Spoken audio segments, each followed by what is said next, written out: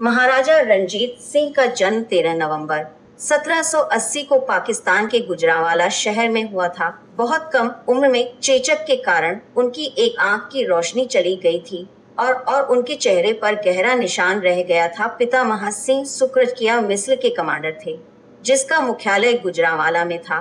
उनके निधन के बाद महज 12 साल की उम्र में राजपाट का सारा बोझ उनके कंधों पर आ गया था। महाराजा रणजीत सिंह ने अन्य मिसलों के सरदारों को हराने के लिए अपना पहला सैन्य अभियान शुरू किया था। 7 जुलाई 1799 में उन्होंने चेत सिंह की सेना को हराकर पहली जीत हासिल की और लाहौर पर कब्जा किया था। जब उन्होंने किले के मुख्य द्वार से प्रवेश किया तो उन्हें तोपों की शाही सलामी दी गई। उसके बाद उन्होंने अगले कई दशकों में एक विशाल सिख साम्राज्य की स्थापना की। इसके बाद 12 अप्रैल 1801 को रणजीत सिंह की पंजाब के महाराज के तौर पर ताजपोशी की गई।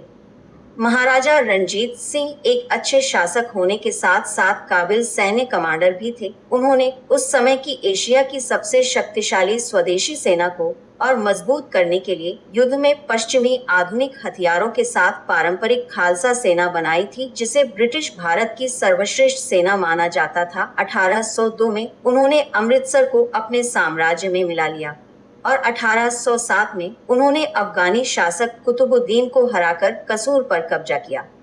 रणजीत सिंह ने अपनी सेना के साथ आक्रमण कर 1818 में मुल्तान और 1819 में कश्मीर पर कब्जा कर उसे भी सिख साम्राज्य का हिस्सा बना लिया था। हालांकि कभी अंग्रेजों का सीधा सामना रणजीत सिंह नहीं हुआ, लेकिन इस बात से वाकिफ थे कि जब तक रणजीत सिंह और उनकी सेना है तब तक भारत पर पूरी तरह कब्जा नहीं किया जा सकता। सिख साम्राज्य के संस्थापक और दशकों तक राज करने वाले महाराजा रणजीत सिंह का निधन साल 1839 में 27 जून को हुआ था।